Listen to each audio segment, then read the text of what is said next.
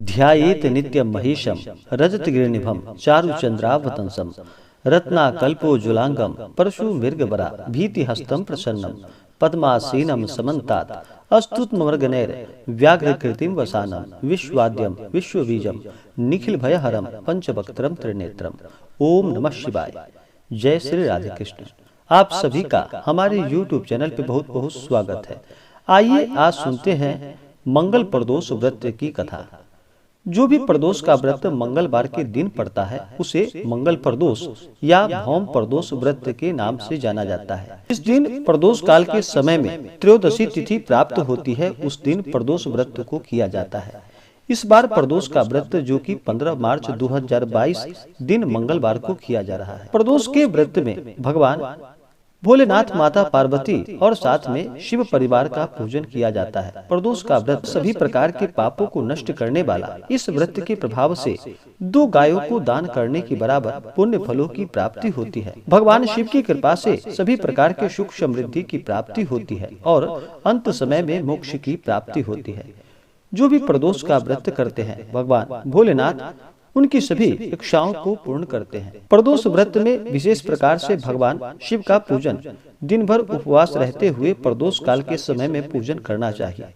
प्रदोष काल का समय जो कि सूर्यास्त से 72 मिनट पहले और सूर्यास्त के 72 मिनट बाद का समय प्रदोष काल का समय होता है। इस दौरान भगवान शिव, माता पार्वती और जहाँ पर भी शिव पार्वती का पूजन किया जाता है वहाँ पर शिव परिवार का भी पूजन करना चाहिए। इससे अनंत गुना पुण्य फलों की प्राप्ति होती है। भगवान भोलेनाथ ही एक ऐसे देव हैं जो कि अपने भक्तों के ऊपर थोड़े से जल से ही प्रसन्न हो जाते हैं और अपना कृपा बरसाते हैं। तो आइए सुनते हैं मंगल प्रदोष व्रत की कथा। अगर आप कथा के लिए अन्नदान, वस्त्रदान आदि के लिए ब्राह्मण दक्षिणा देना चाहते हो तो आप अपने श्रद्धा और सामर्थ्य के अनुसार हमें डिस्क्रिप्शन में जाकर के या स्क्रीन पे जो नंबर दिया गया है आप गूगल पे, फोन पे या अकाउंट नंबर के माध्यम से अपने श्रद्धा और सामर्थ्य के अनुसार हमें ब्राह्मण दक्षिणा प्रदान कर सकते हैं।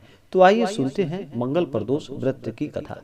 तो बोलिए प्रेम से भगवान भोलेनाथ की जय, माता पार्वती की जय। बहुत समय पहले की बात है कि एक नगर में एक वृद्धा निवास करती थी।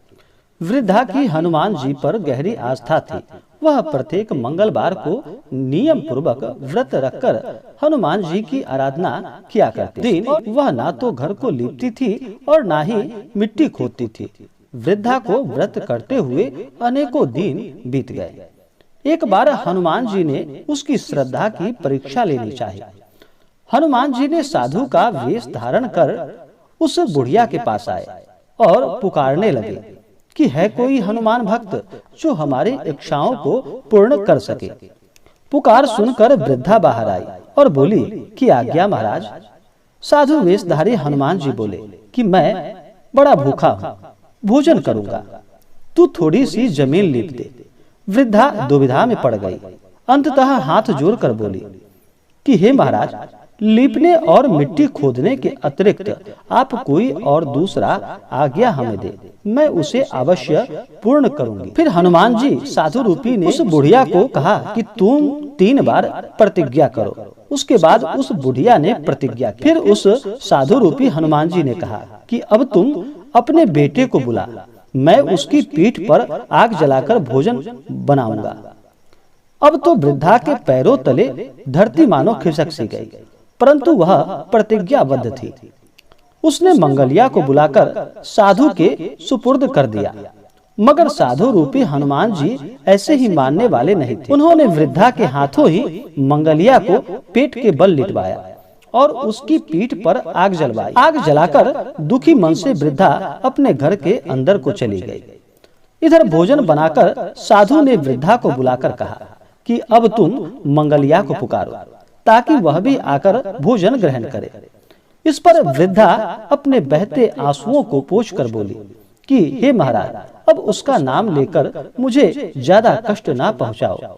लेकिन जब साधु महाराज नहीं माने तो वृद्धा ने आखिरकार मंगलिया को आवाज लगाई और उस बुढ़िया के आवाज लगाते ही, बुढ़िया के पुकारते ही उधर से मंगलिया दौड़ा दौड़ा आ पहुंचा।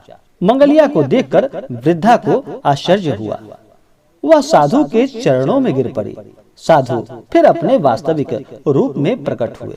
हनुमान जी को अपने घर में देख वृद्धा का जीवन मानो सफल हो गया। सूत जी बोले कि मंगल प्रदोष व्रत से शंकर हनुमान भी रुद्र हैं। हनुमान जी भगवान शंकर के 11वें रुद्र अवतार हैं और पार्वती जी इसी तरह भक्तों को साक्षात दर्शन देकर कृतार्थ करते हैं। भौम मंगल प्रदोष जो भी भक्त सच्ची श्रद्धा से इस व्रत को करते हैं, इस दिन भगवान हनुमान, भगवान भोलेनाथ और माता पार्वती का मंगल प्रदोष भौम प्रदोष के दिन पूरी सच्ची श्रद्धा के साथ नियम व निष्ठा के साथ पूजन करते हैं, व्रत करते हैं। उनके सभी प्रकार के दुखों का अंत होता है, उनके सभी ताप और पाप नष्ट होते हैं तथा सभी प्रकार के सुख और समृद्धि की प्राप्ति होती है। जो भी प्रदोष का व्रत करते हैं, प्रदोष व्रत करने वाले जातक इस दिन सुबह प्रदोष व्रत के दिन ब्रह्म मुहूर्त में उठ करके अपने सभी नित्य क्रियाओं से निवृत्त होकर के गंगा नदी में या घर के जल में ही थोड़ा सा गंगा जल मिला करके स्नान करना चाहिए। शुद्ध वस्त्र धारण करके भगवान सूर्य देव को अर्घ देने के बाद फिर मन में संकल्प लेना चाहिए, व्रत करने जा रहा हूँ या करने जा रही हूँ। इस प्रकार से मन में संकल्प लेना चाहिए और भगवान से प्रार्थना करनी चाहिए कि हे भगवान, हे नीलकंठ महादेव, आप तो परम ज्ञानी हैं, सभी प्रकार के सुखों को प्रदान करने वाले हैं तथा सभी प्रकार के दुखों का अंत करने वाले हैं। हे प्रभु, आप हमारा दुख हरो। मैं आज आपका प्रदोष का व्रत करने जा रहा हूँ या करने जा रही हूँ। इस प्रकार से भगवान देवों के देव महादेव से प्रार्थना करें और दिन भर व्रत उपवास रहते हुए भगवान का सुबह और फिर प्रदोष काल के समय में भगवान भोलेनाथ और माता पार्वती का पूजन करें। प्रदोष काल का समय सूर्यास्त के 72 मिनट पहले और सूर्यास्त के 72 मिनट बाद का समय प्रदोष काल का समय होता है। उस दौरान भगवान भोलेनाथ और माता पार्वती का पूरे विधि विधान के साथ पूजन करें। इस दिन एक अच्छा सा जगह ले, अगर मंदिर में कर रहे हो तो मंदिर में, नहीं तो घर पे कर रहे हो तो एक अच्छा सा जगह ले, उस जगह को अच्छे से पवित्र करके वहाँ पे एक मंडप बनाए। मंडप को 5 रंगों से रंगोली बनाकर सजाएं।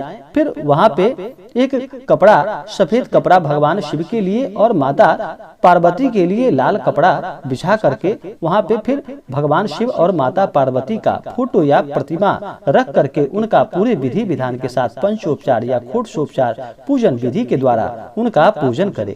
सबसे पहले तो भगवान भोलेनाथ को जल से उनका अभिषेक करें। भगवान भोलेनाथ ही एक ऐसे देव हैं जो कि थोड़े से जल से ही अपने भक्तों के ऊपर प्रसन्न हो जाते हैं और अपना कृपा बरसाते हैं। तो भगवान को सबसे पहले जल चढ़ाएं, उसके बाद फिर पंचामृत से उनका अभिषेक करें, फिर शुद्ध गंगा जल से अभिषेक करें।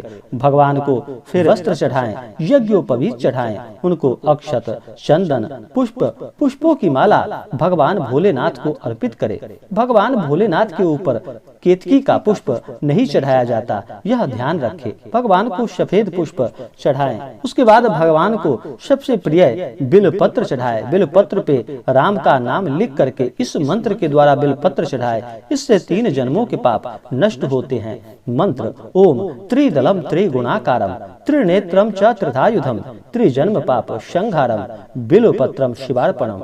इस मंत्र के द्वारा भगवान भोलेनाथ को बिलपत्र अर्पित करें। फिर उनके ऊपर भांग, धतूरा, शिवपत्र आदि चढ़ाए। उसके बाद भगवान को धूप और दीप दिखाएं। अनेक प्रकार का नैवेद्य भगवान को अर्पित करें। नैवेद्य के बाद भगवान भोलेनाथ को जल चढ़ाएं, क्योंकि किसी को भी भोजन अगर दिया जाता है, भोजन के बाद जल अवश्य ही दिया जाता है। इसलिए भगवान को नैवेद्य चढ़ाने के बाद जल चढ़ाए। उसके बाद द्रव्य और दक्षिणा चढ़ाए। पुंगी फल तांबूल भगवान को अर्पित करे। इसी प्रकार से माता पार्वती का भी पूजन करे। इसी प्रकार से हनुमान जी तथा भगवान भोलेनाथ के शिव परिवार का पूजन करे और फिर मंगल प्रदोष व्रत का कथा श्रवण करे। उसके बाद फिर पूरे विधि विधान के साथ भगवान की आरती करे। इसी प्रकार से पूजन करते हुए अगले दिन जा करके फिर सुबह उठ करके स्नान करके शुद्ध वस्त्र धारण करके भगवान का एक समय पूजन करे और फिर ब्राह्मणों को दान और दक्षिणा प्रदान करे, ब्राह्मणों को भोजन कराए, गरीबों को भोजन कराए, इससे अनंत गुना पुण्य फलों की प्राप्ति होती है। उसके बाद व्रत का पारण करे। प्रदोष के व्रत का पारण अगले दिन सूर्योदय के बाद आप प्रदोष व्रत का पारण कर सकते हैं। इसी प्रकार से जो भी भक्त सच्ची श्रद्धा के साथ नियम और निष्ठा के साथ प्रदोष का व्रत करते हैं, प्रदोष व्रत का कथा श्रवण करते हैं, भगवान शिव उनकी सभी मनोकामनाओं को पूर्ण करते हैं तथा सुख और समृद्धि का आशीर्वाद प्रदान करते हैं। तो आशा करता हूँ कि यह जानकारी आपको अच्छा लगा हो। ऐसे ही ज्ञानवर्धक जानकारियाँ प्राप्त करने के लिए हमारे इस चैनल को लाल बटन दबा करके सब्सक्राइब करें, साथ में बेल आइकन घंटी दबाएं ताकि मेरे वीडियो का नोटिफिकेशन आपके पास सबसे पहले पहुंचे। वीडियो को लाइक और अपने मित्रों तथा दोस्तों के साथ शेयर करें। सुखी रहें और स्वस्थ रहें। जय श्री राधे कृष्ण। धन्यवाद।